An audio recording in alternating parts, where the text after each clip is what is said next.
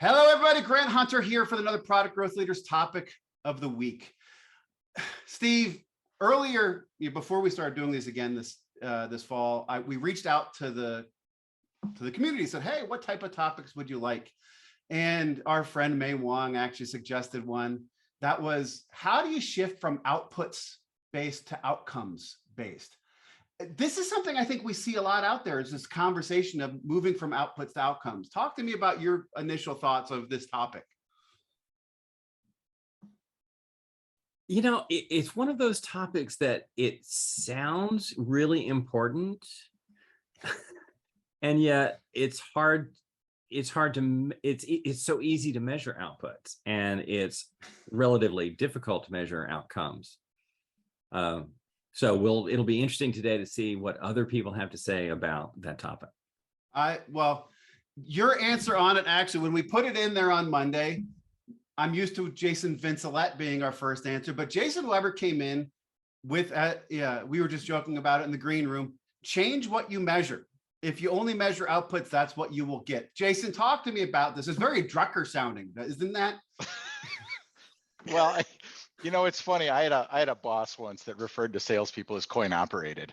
But I've had that boss. Yeah, but I think he might. Oh no, it's not the guy that works for you now. But the whole point is you get what you ask for, and if you're only measuring outputs, people give you a lot of output. But is it useful? Is it worthwhile? Probably not. You really need to look at outcomes and things like, I mean, how does this affect customer satisfaction long term? How does this affect sales and customer retention, or whatever outcome you want to get from it? That's what you really need to solve.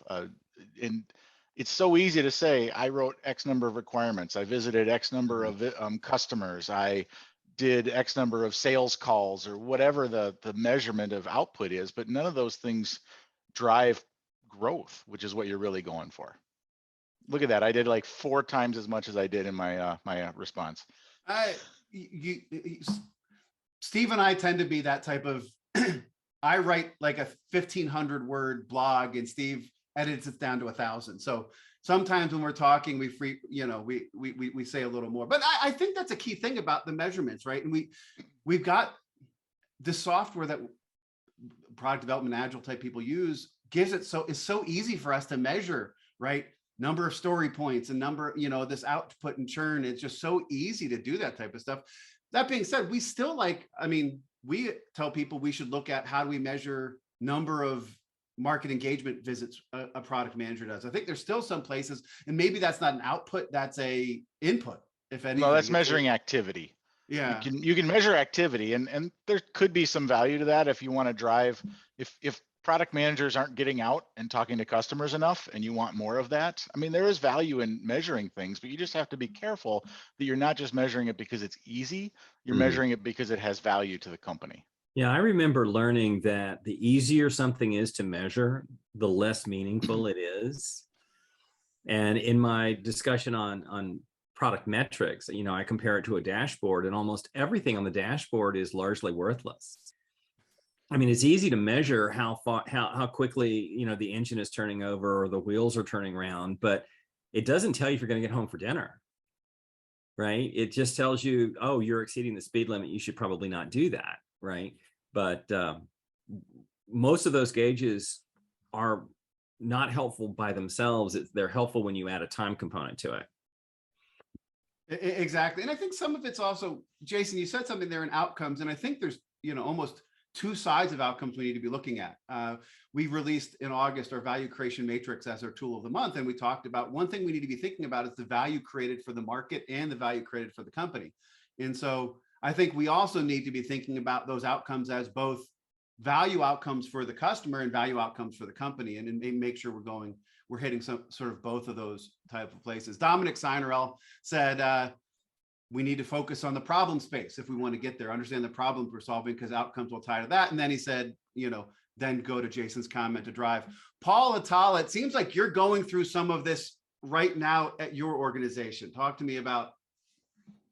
Yeah, we're living through some changes, and as we were talking about what's easy to measure, it kind of brought me back to my comment about what winning looks like. Is we're in that couple of weeks into the NFL season, and fantasy points are really easy to measure. But when you look at it, there's a lot of garbage yards at the end of games that just completely skew things, and it makes it look like, holy cow, this player is amazing. Why is their team 0-3? Because it's the easy thing to measure is, oh, the quarterback had 300 yards. 150 of that was when they were already down by 28 points and didn't matter at all. And they were just giving them all sorts of stuff to kill clock. So that's kind of where we are on a project that's spanning a few divisions.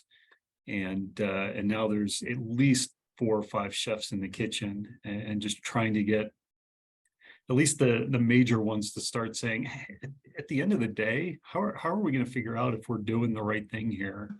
And as opposed to, I've got my own little fiefdom here, I've got my own little fiefdom here, and each kind of playing our own battles. Which is it was brought up every once in a while that the strategy is such a key component to it, and we need to go there. And I had to laugh because Eva, being a Philadelphia Eagle fan like me, I resisted not saying something about, boy, Jalen Hurts' numbers are pretty good, and they are 3-0, but no, I think there's a tie back to strategy there, right? If you have 3 or 4 cooks in the kitchen and they're not all aligned, there's something wrong up above that, isn't there? Yeah. Oh, absolutely. And that's and attempting to push that back up the chain is either going to be fabulous or career suicide. I'll let you know.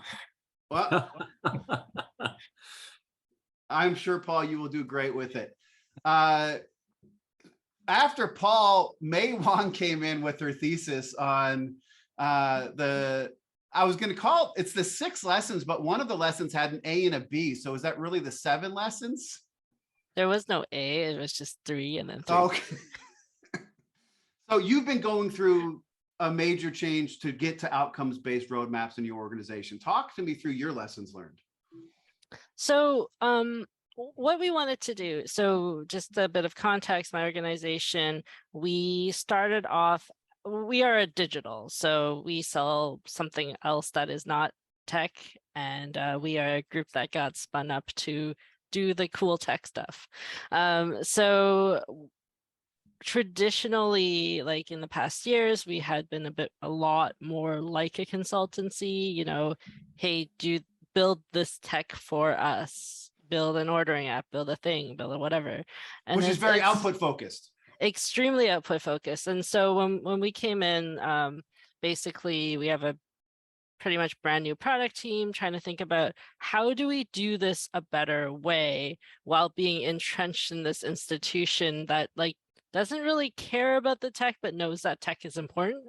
And in order to spin that around, like we tried a couple of different things. We tried coming up with an outcome-focused roadmap last year, and we just realized like, okay, so first we need metrics. And in order to get to the metrics, you need to actually have like data available to do the metrics. And it does take a really long time to get there. And that was why that was lesson number 1. But also like, there's so many things you learn along the way. And it's like, even if you as product wants to do outcomes, it's not just you as product making that decision, is this entire organization needs to make that decision. You need everyone behind you. You need everyone aligned and agreed to move away from what's easy, which is outputs. And that's hard. And yeah, we got to that a little in the poll. And in the first question we're going to go to after we get to the poll is going to be more about how can product management help lead that type of stuff. Yeah. So some great stuff. If you haven't read her amazing answer, I think it's a great place to go. I'm actually going to, Pamela, look to you for a second. Digitization is something that I know that you've done a lot of work around digitization. May works for a company that's not a tech company, but they're using tech to enable and do that type of stuff.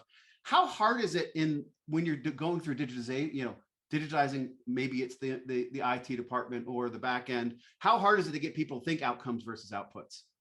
It's very hard. and one of the things that resonated with me, May, was how long it takes, right? The organization I was working with, a Fortune 10 company based out of Dearborn, Michigan. You draw your own conclusions. They were actually trying to get their IT department to focus on the value that they created as opposed to the number of requirements they ticked off, right? And so they chose OKRs. And I spent, a year of my life and a lot of stomach lining trying to get them to shift to really understanding that their key results were the outcomes that they got, not necessarily the steps they took along the way. And I had so many conversations which involved me asking people, well, if you do all this stuff, what do you get? Right. And some people got it and said, oh, I can start really explaining my value to the other parts of the organization. And other people wanted to dismiss me out of hand. Right. But that was kind of a key conversation. You do all this stuff, what do you get? And what do you get involves, as May talked about, a couple of different metrics. So first of all, you have to figure out what metrics you can measure. And then you always find that you want more. So that's good. Right? You start instrumenting your product or whatever it is. But there are two different kinds of metrics, and I think we need to be a little aware of this. One is something, if I make an effort, I'm going to get like a step function better, right? Mm-hmm.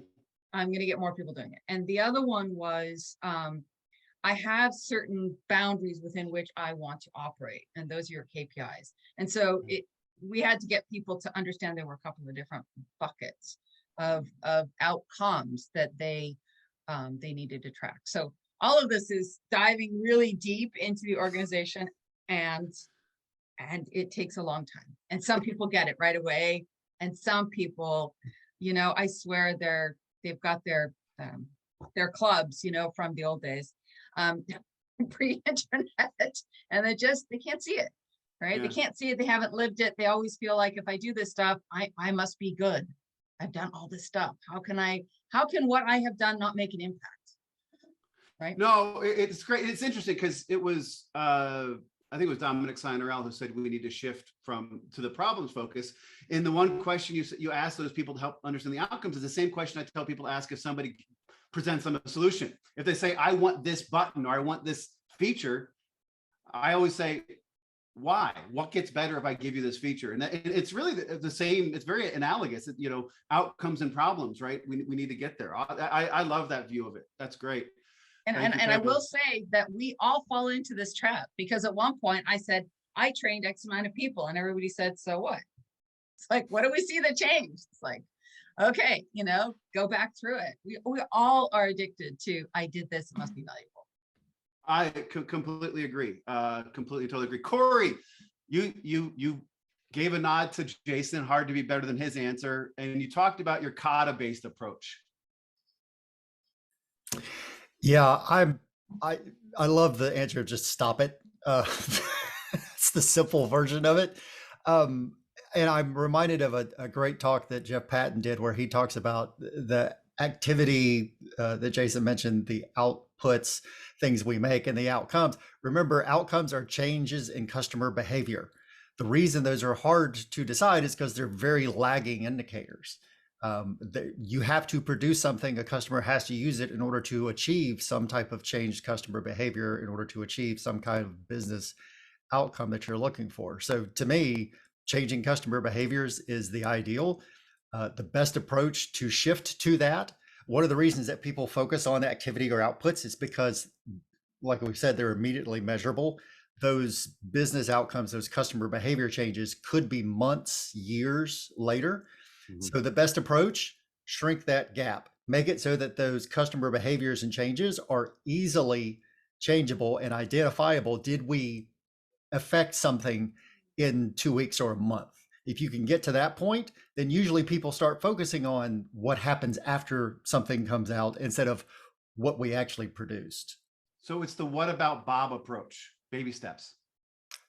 Always baby steps, always baby steps. I worked at it every time I can, and not many people get the approach. Great movie, Bill Murray, Richard Dreyfuss. Baby steps to the elevator. So, but that's how change happens. You take baby steps. So I loved your approach. Calvin and Eva, you guys have been sitting here quietly, and Calvin, I'm going to start with you. What's your head on this? Outcomes versus outputs. How do we make that shift?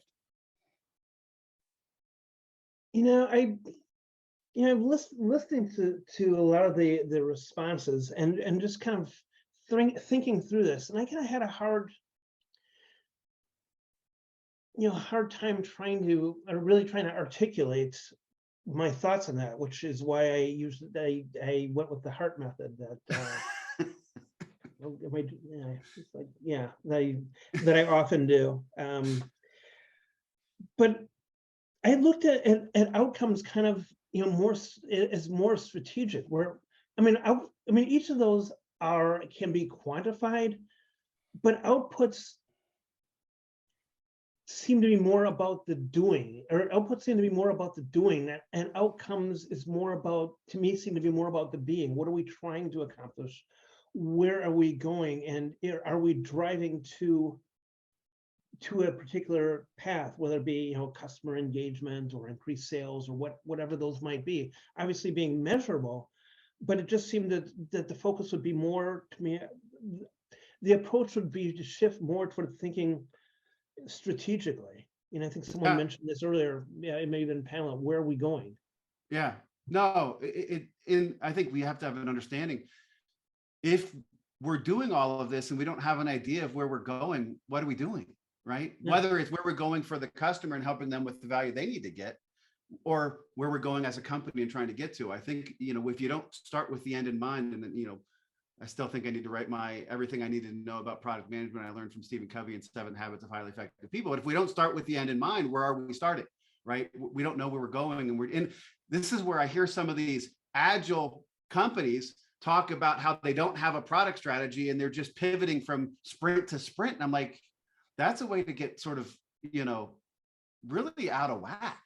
So I like your, I like that. Blowing through a few $100 million. And they do that. Right. Yes, they do. So awesome, Calvin. Eva Beasley, you've been thinking and contemplating the outcomes versus outputs. Is there something that's resonated? Is there your own thought right now that you want to share? I think it's a bit difficult for me. I've only been at my company 90 days, so I still feel like I am the ignorant product manager on the team, but I deal with services. So I don't have the traditional discovery with customers that my peers have. So I've been looking at data a lot. So I think for me, I can see, well, where are the failures? Where are the errors? Where are customers struggling? The data is telling me that story and the data isn't lying to me. So that is what I am trying to focus on long term. It's just interesting because the facet of the company that I work for was a part of the company that was, I guess, brought into the company a year ago. So yeah. I'm still struggling with some silos between the core services of integrations and silos through other product teams. So for me, I'm actually doing discovery with other product managers, just seeing what they struggle with. And I think that that's kind of helping me go to more of an outcome focus personally. But I know I'm kind of on an island right now, so. Well, I think we're all on islands at some time in our career, especially when you're 90 days into a place and we're trying to figure that out. But it's nice, if you're looking internally and if you're servicing an internal crowd, your discovery is internal people and it's working with them. I've got some, members of the community who are platform product managers who all they're doing is creating platform stuff that's servicing other product managers to help them do better. And you need to understand that where we're going. And some great comments in the chat, Paul Hatala, it's why, then what, then how, but the why is sort of where we're getting why and what are our outcomes, how is sort of that output. And if we don't understand the why and the what, it's going there. And Pamela, I think Steve commenting to your burn rate, Google Stadia, which recently was just shut down after probably hundreds of millions of dollars of investment. There was no strategy. Didn't know where it was going. Didn't know what it wanted to be. It was trying to be, a competitor to, some of the other platforms out there, but just being Google and saying you want to do it is not a strategy. I'm reminded of, I watched a marketing person do a presentation at one point, and she said, you can't do marketing if you don't have a product strategy. And everybody in the room went, then we're screwed. because there was no one in the room who felt that they had a product strategy. And actually, one of the questions if we have time to get to is going to be about the importance of strategy to outcomes approach. So we'll get to it there. And any last thoughts on this first question we've been talking about? The best approach to outcomes to become outcomes based. If not, we'll shift to the poll. It sure seems like you must have planted this a little bit, because this is definitely your home court. I mean, talking about strategy is like your happy nature. place. Maybe it's that I can take everything back to strategy when we're talking about product management. But again, this was inspired by May and her journey with her company, going from outputs to outcomes. But it does come back to that, doesn't it? It's amazing how, if you don't have a strategy, or if you don't even have a corporate strategy, let alone a product strategy, how hard it is to do every other component of product management. So we will get to the poll, and we asked the question, what is the biggest barrier to shifting from an outputs focus to an outcomes focused? And the options we gave were corporate inertia, legacy thinking, individual resistance to change, lack of a coherent strategy to guide outcomes, the need of new processes and artifacts, and it depends others. Share in the comments. Jason, you came out strong with your it depends others, going back to them easier to measure, right? Well, yeah, we've already discussed this a little bit, but to me, that it's executives, in my experience, like to see activity, and activity doesn't necessarily mean progress. It doesn't mean that you're doing the right things, but you are doing things. In fact, my previous company, we got pushed very hard to measure leading indicators. And that gets very difficult because we just talked about that outcomes are lagging indicators. And so it's an interesting push-pull that you have to have, because like I said earlier, there is value sometimes in measuring activity, especially if those activities are things that you want to drive forward.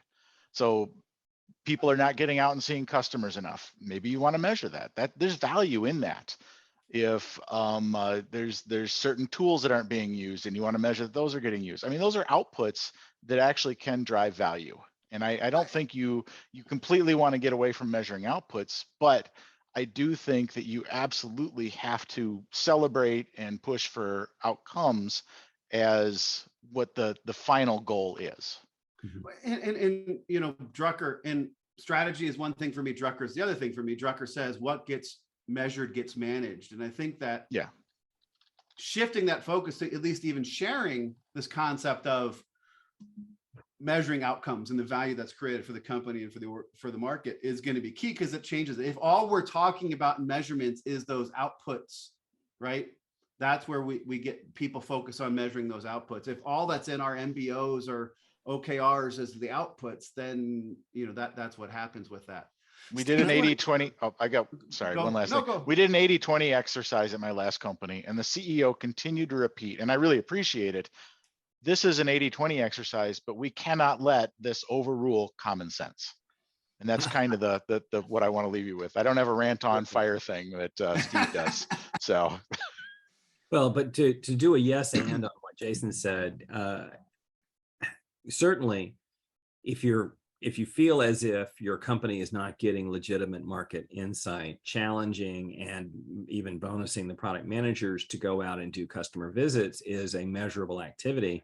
But to your point, if it doesn't ultimately turn into insights that drive product decisions, then it was just an activity. It wasn't, really valuable.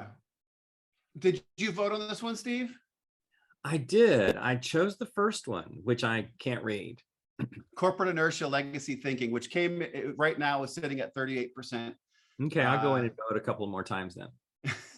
Bump it. Awesome. Paul Hatala, you actually commented as well. You said the first three seem to reinforce each other. They could reinforce each other, right? Yeah, absolutely. And after I wrote this, I was looking up the term marketing malpractice, not work related at all. A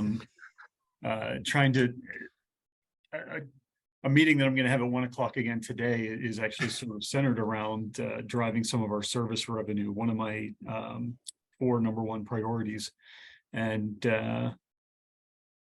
I'm noticing this gap between what people think that they're doing and what they're really doing on this, and the lack of coherent strategy. All this sort of started working in my head, and I found this psychological condition referred to as the Dunning-Kruger effect, which I think everyone's familiar with the general concept, where you get to a certain degree of competence, or you've heard a few buzzwords, and boy, do you have high confidence and you know what you're doing.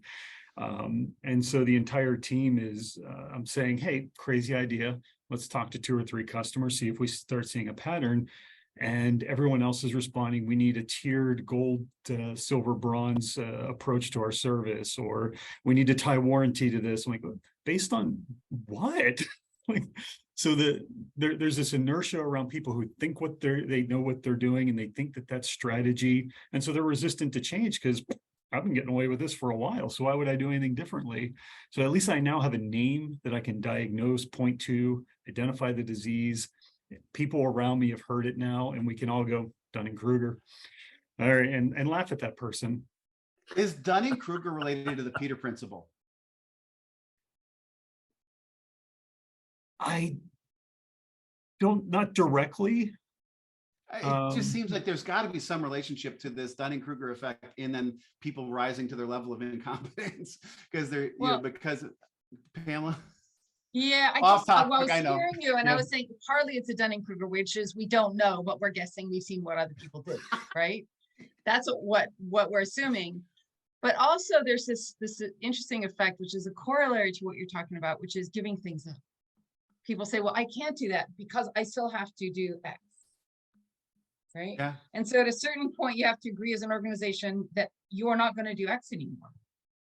Yeah. Right. And that is possibly the hardest thing to get people's head to have people wrap around their heads. No, What am I giving up? Yeah. And so Paul, when they want to do all this stuff, obviously we know that they're focusing on solutions, not problems. Right. Yeah. But the other one is, what are they doing today they could stop? Yeah. No, definitely. So since we're tying things back to geography, the studies that went into this were actually inspired by an event in Pittsburgh, where a bank robber decided that since you could use lemon juice for invisible ink, that he would cover his face in lemon juice so that he would be invisible to the cameras and rob a bank. Well, the first bank robbery worked, so it proved his point. And so he went on to rob another one and was surprised that he got caught and that they had video evidence of him being there. And he was just baffled that none of this resulted in complete success. Sometimes we go off on the weirdest tangents on this call. Cory, you said you voted for individual resistance to change, the one person to do that. Talk to me about that. And those of you who I haven't talked to yet, we're going to get to what your votes were. And so make sure you're thinking about that. Cory. Yeah, so I voted for that one. I didn't know I was going to be the only one, but I'm happy that I am because I love being the outlier for some of this stuff. But it's about cultural. What is the culture of organizations? How do they operate? What are they willing to do? What are they willing to focus on? It's interesting, since I've been interviewing, I've been talking to founders and CEOs who are very interested in customer outcomes, improving the lives of a customer or this business or this market, versus the big businesses that, we just want everybody to do this story format and use SAFe for story points. There's such a vast difference in what people are interested in doing, and it's all down to the culture and what they're willing to accept and what they're willing to change. So I think if you can get people to focus on outcomes versus outputs, what it is they're willing to change themselves, and they're willing to talk to others about them changing, and then that feeds into the culture of the organization. No, and back to Paul Hatala's point about sort of corporate inertia and legacy thinking and individual resistance to change and lack of a coherent strategy actually could feed each other. And I could see them all going into that. May, you voted for corporate inertia legacy thinking. Yes, because that was the biggest problem, and it continues to be the biggest problem. From your experience going through this shift this year. So like at first I thought it would be coherent strategy, but over time, as you start measuring more things, the strategy becomes more clear, which is actually a really interesting side effect of trying to become more outcome focused. Because once you start measuring outcomes, you're like, oh, this actually looks like it could be a really great outcome. And you have more conversations around that. And that, in effect, going back to, I think it was Paul's point, moves the people's individual resistance to change, because they're like, oh, you have things to back up your points now. I want to do that too. So, but what the challenges end up being, like, I mean, processes is just a side effect of what happens. But if you want to move, there's a lot of other things that you have to move with it. And half the time it's not things you think about, right? So one of the major issues we ran into is, okay, so if product is outcome focused, how engineering has traditionally been output measured, what is the overlap between outcomes and engineering? Right. So that is a very real conversation you have to have and say, like, these outcomes are for everyone. We established them, but you also have to agree to this, even though you and your very specific niche engineering focus doesn't impact directly that outcome all the time. So all of these things are like just difficult conversations to have, and it's not always obvious which ones it's going to be.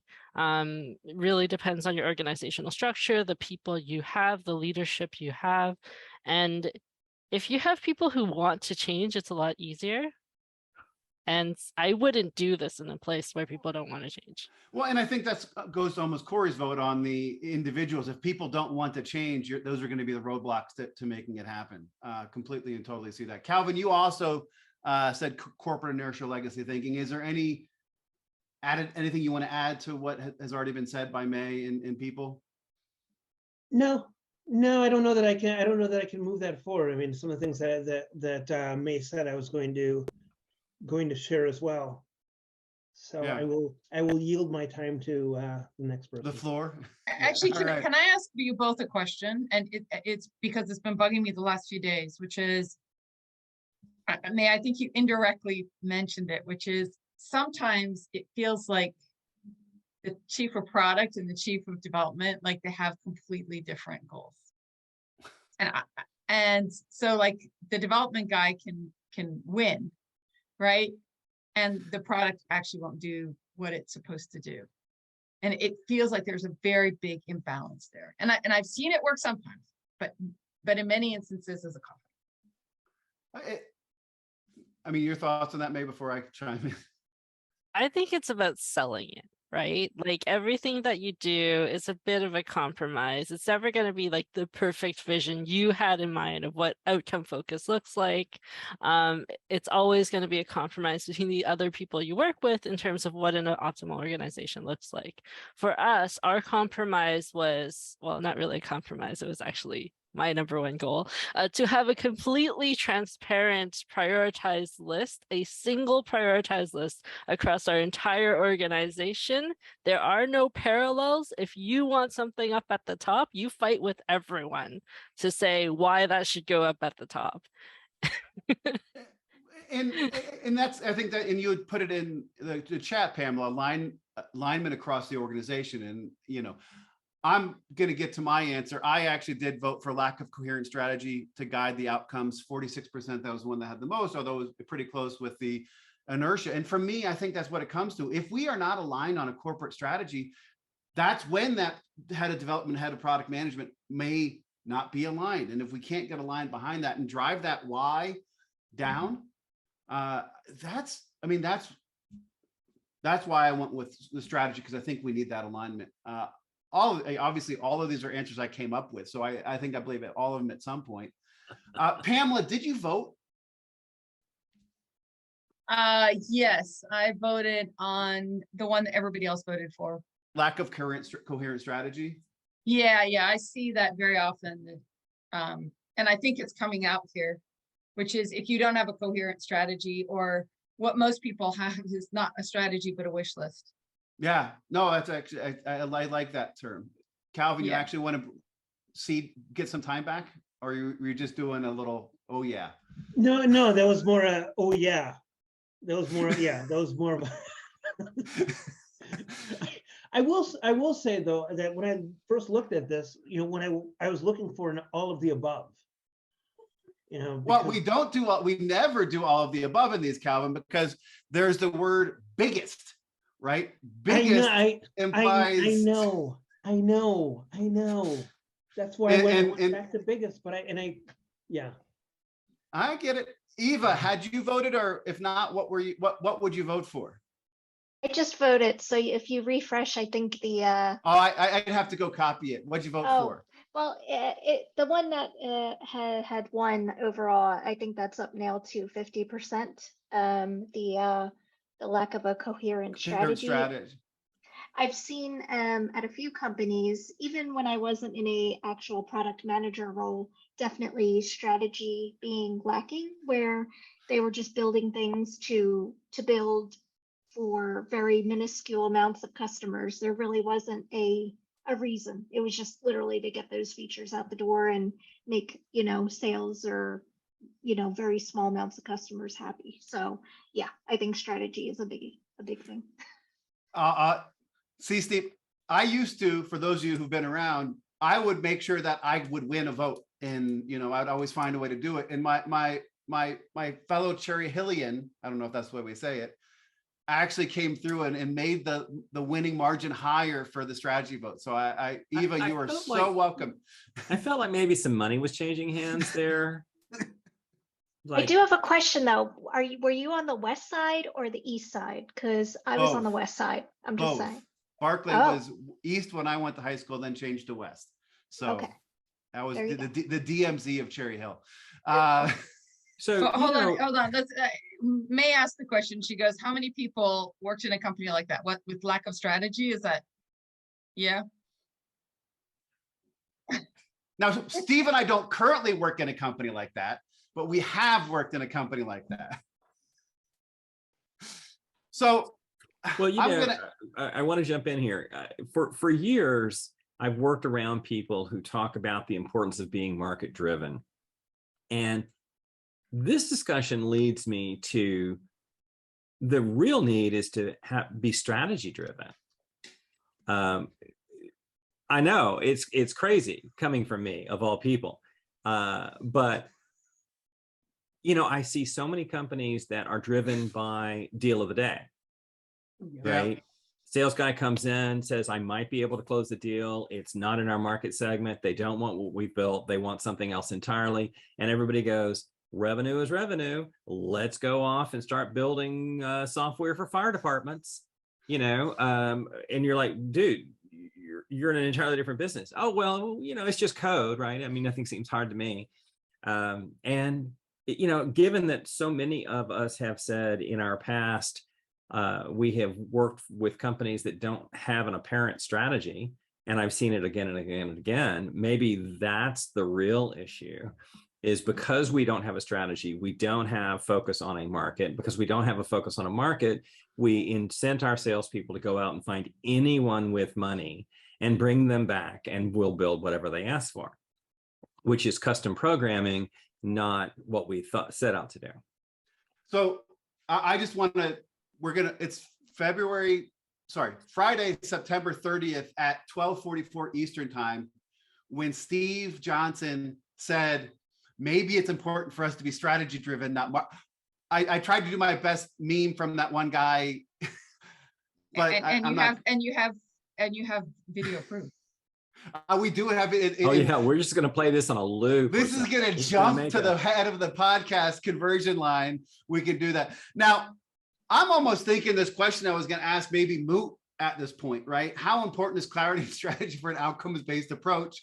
Maybe this could be a heat map type thing, and everybody's going to be all the way to the right. I mean, it seems like that's where this conversation just led us, isn't it? I believe so. I would like to point out that this shifts the more you do outcome focused work, because the more things you measure, the more you talk about outcomes, then you are better equipped to come up with a better strategy, a strategy that actually relates back into market pressures, but also like your strategy needs to change over time as you learn about your market via the outcomes of how you've impacted the market. So I think, yeah. Cory first. You know, on Zoom, there is a little thing you can raise your hand. Yeah, but I have Cory to click first. that. I have a hand. Yeah, yes. Cory first. Just a clarifying question, since you're talking about clarity. Are we talking business strategy or product strategy? Yes. Yes. Okay. I think, you know, we deal with a lot of, we have a client we were working with earlier this year who did not have a corporate strategy, and they could not build a product strategy. We've tried to help them build a product strategy in lieu of that. But, you know, when you have the leadership, and this is a place where they had, you know, shared leadership, and it was an issue, right? Because there was not, they wanted to be all things to all people, and that's not strategy. But, you know, the way I look at it, corporate strategy leads to portfolio strategy if you're big enough, which leads to product strategy, which leads to go to market or commercialization strategy. And then actually they all roll back up. But you know, the book in my head, the book I want to write is about how do we push decisions down out to the edge, right? Where the ice melts. How do we push and atomize decisions? And if we do, to May's point, if we can be more clear in our strategy and evolve it and have people truly understand that why and the what, we should be enabling people to make decisions. And that's where true agility is happening, right? Because people they have this framework in their head of, okay, this is what we're trying to accomplish. And I understand the culture of this place, and we can go do that. And so again, yes, corporate strategy, product strategy, portfolio strategy, if you're big enough, all of these I think are important. You know, this was a loaded question for me. Calvin, you had your hand up.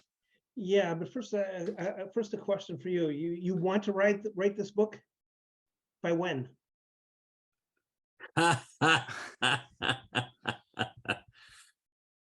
a good question. I want to write it now. I know it's like final answer. Are you now putting me on the spot so I have to make a commitment on video like Steve just did as to when I'm going to have this book written? All right, next year. Right, deal. Next year. It just hit me as we're talking through, as you brought this up, and so I did an exercise within the company that I'm at now, where we looked at, from a product standpoint, what are people working at, and the scoring process, and aligning that to what we say our strategy is. And it's interesting, especially when we talk about the clarity of outcomes in the approach, that our output and our strategy are not quite aligned. And by not quite aligned, I mean, like, like chocolate and glassware. So if I thought you might say chocolate and peanut butter, I'm like, wait, those are two great tastes that go great together. Yeah, I mean, it's just interesting in that trying to look at what our outcome is, what we're trying to do, and then looking at measuring what we're working on and identifying, quantifying those things. It really becomes visible. That disconnect really becomes visible. That's an interesting exercise. And it was really interesting because I actually talked to someone who ran this exercise when they actually had their strategic stuff and their outcomes, right? And what were they trying to do? And then they started mapping it against what did they need to build to make that happen. And when they got to the end, they took that and used it as an input for user story mapping. And what they then did is, this is sort of a long process, the final outputs, I think, were basically they compared their backlog with what they needed to build. And at that point, they realized, kind of like what you said, there was a disconnect. There were things they should be building, they weren't, and there were things they were building that they didn't need, right? And so it allowed them to go through this process of actually taking stuff off the list, right? And freeing that resource up for something that was more valuable. That's a novel concept, taking something off the list. Oh, yeah. And Yeah. But with everybody's agreement, I thought that was the best bit about it. No Mhm. one, there was no hidden agenda. Everybody could see why, right? I have That was- often said, I think that the biggest chance for efficiency and productivity upgrades is just not doing the wrong things. Right? Yeah. If we take those things off the list that we shouldn't be doing and put those cycles on things we should be doing, all of a sudden in an outcomes world, right? Outputs will be the same. We deliver the same number of story points or whatever, but the outcomes to the company, to the market are going to be the same. I'm going to take any last thoughts on this strategy thing. I wanted to ask a question. We might not get to everybody before we get to the lightning round. All right, let me change to that question. How can product management lead the shift to an outcomes focus? Right? There were some responses that were saying, oh, it has to come from the top down. You know, if you're a product leader in an organization, you know, you want to shift to outcomes focus, you're going to be bringing the organization along. How can a product leader, how can product management as a function, as an organization, help lead this shift? Jason, you're shaking your head. Oh no, Pamela I don't. I totally know that you can do it. The thing is, yeah, people say it has to come from the top down, but leadership comes from within, and that's the way I look at this. This is just a leadership question. I'm going to, if I want to do this, I'm going to start living the change I want to see.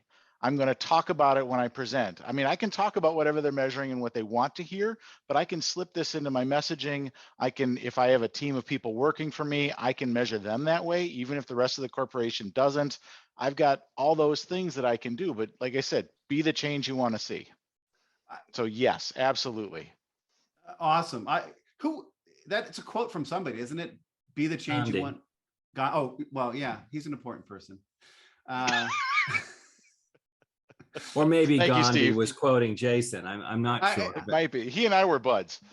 So Yeah. Well, too often people say it, Figure you know, it out yourself. it's Drucker, it's somebody else. That's one that I could have heard as a Drucker, but and now it makes sense that I see Gandhi as that. Any other thoughts on this? So yay, as leaders, yes, as leaders, we can be the change we want to see. We can start shifting our team. And I've done this in an organization where we got my group focused, and I had a kicking and streaming pull my sales stakeholders at least to meet me halfway, at least to make there's some overlap to that. Cory, you had your hand up. So one thing that I've used successfully at a few places is talking about what the customers will do differently after we build this thing. So once we deliver this thing, the customers will have it. They will run this report. They will do this activity. They will book flights. They will book dog leash walker people 5 times a week. Whatever they're going to do, talk about that and focus, whoever's talking about whatever, focus on that, the customer behavior that's going to change when this thing is delivered. So speak to the outcomes. You change your language when you're Yes. talking with your stakeholders and that type of stuff. Yes, the notion of going from an output focus of we need to build feature X to the outcome focus of when we build feature X, customers will do Y. I love And that. by the way, Cory, the process I talked about before, it went right through what is the customer behavior? What is the user behavior going to be at the end, right? What do we want it to be? How do we get there? And also, I think, Cory, when you start talking like that, and Jason, you were talking like that, you get other people on your bandwagon, right? Yeah. Because people like success, right? Or you have a roadblock, which is a certain group doesn't want to do something. And you can say, well, we can't get to here. We can't get to customer behavior until you help us with it. By the, Yeah. by Sorry, the Cory. way, the way you know that that's successful, and I've had this happen a couple of times, is you stop leadership talking about delivering feature X and start talking to, they start saying, oh, when customers can do this, or when customers do this, then we'll be successful. Even if on the roadmap it says feature X by, October of 2020, whatever it is. Yeah, that works. And Pamela, you're dead on with that. The place where I made that shift to outcomes approach and sort of drag sales kicking and screaming. When I took over this business unit, this product line, we couldn't get anybody internally to interview for our opening positions in product management. A year later, I had other functional peers of mine, VPs, coming to me saying, you can't take that person from me. I know they want to go to your group, but I need them. And because we shifted the whole because everybody knew the why, because everybody knew the outcomes we're getting to, we were able to make a shift. And I hadn't even thought about this with this question until you mentioned that. Any last thoughts on this before we go to the lightning round? Just a quick one, because I like bringing things full circle, is someone pretty smart started with, it takes time, and allies make this work. And that's something that just kind of resonated with me recently, when in the middle of one of these like scattershot strategy sessions, somebody said, I don't know why, but that thing that he's saying makes more sense. That when people actually see it and they internalize it and they go, that just works. You guys are, this other thing we're doing, I can't point to it, but I know it's wrong. And even if they don't know and can't articulate it, it becomes, it's those small shifts that it's not quite a cultural shift yet, but little by the little individual people are sort of standing and going, no, I'm going to follow him instead. Yeah, completely. I agree with that. So May, do you have one last thing to say before we? Yeah. So once you get buy-in and you know this is what you want to do, you probably want like someone like product ops to help you drive, because it is a lot of work. It's not says the easy. product ops person. Yes, I know. But like honestly, this is like a full-time job and a half to get to this point, and then some, right? Like, so I think it's worth considering. It's not easy, especially in a larger organization. Not easy at all. Yeah, no, totally. Well, what a great conversation. Our lightning round, and we need to be lightning because we got only a couple minutes left and we got 9 of us. What is the ideal outcome of being outcomes focused? Jason, you've been first for the poll on the question. I get to go for, well, the nice thing is I don't have to repeat anybody's answer, but I mean, honestly, the biggest thing that you're going to get out of it is you're going to have better success as a company. You're going to have better product launches. You're going to have better revenue. You're going to have, you're taking everybody else's. No, I'm sorry. I'll shut up. All right, I'll stop now. Better success. Nice overarching. Paul Hatala. My catchphrase has been, success should be on purpose and ongoing. And I think it's what you get from this. Success on purpose. Awesome. Calvin. Strategically focused. Strategically focused. Oh, I love that. Cory. Clarity. Dang it. Eva. I want to go back to success. I saw on Twitter the other day a quote that said something to the effect of, don't strive for perfection, strive for being successful. So I will echo that. I like that quote. That's sort of the perfect is the enemy of done type stuff. So awesome. May. It's so much easier to prioritize. Easier to prioritize. All right. Pamela. I was going to say strategically focused on solving customer problems for business success. There you go. Yes, and strategically focused. Yes, and Kelvin. On solving customer problems. Steve. And achieving business success. I mean, because I think that those two things are linked. Yep. Steve. I'll say alignment. Dang it. It really helps when we all work for the same company. Which is rarely the case. Yeah, I was going to say I had alignment in my head. Well, I was going to say focus, but it was in the question, so I didn't think I could use it. Well, focused in a different use of the word, but okay. We had well, then you can say focus. I'm not going to, because we had strategic focus. We have clarity, which I was going to say. We have line. I was going to say. I'm going to actually go back to what I said a little earlier, right? You gain agility and you push decisions downstream in the organization and allow people to actually make decisions and have an impact because they have this outcomes focus and they understand the strategy of what's going on. So cool. Cory is going to do, are you adding another one? Or? I said I had one word. I'm going to add another word, which is sanity. Yes. Nice. And we're not judging these on number of words. It's not like you only get a certain number of words. Or but if it were, I would win, right? Yes, because Joy's not here. What a great conversation on outcomes versus outputs. I mean, amazing discussion in the community, but on this call, what an amazing call. And I say this every week. I've changed my opinions on certain things. I've learned new things, and what a great panel. Paul, Jason, Cory, Calvin, Eva, thank you for your first time. We hope to see you on more. Pamela, May, thank you for the inspiration. Steve, we do this every week. Monday, the question goes in the community. Wednesday, the poll goes out. Friday, we have these great calls. And we'll see you guys next week in the community. Have a great weekend, everybody.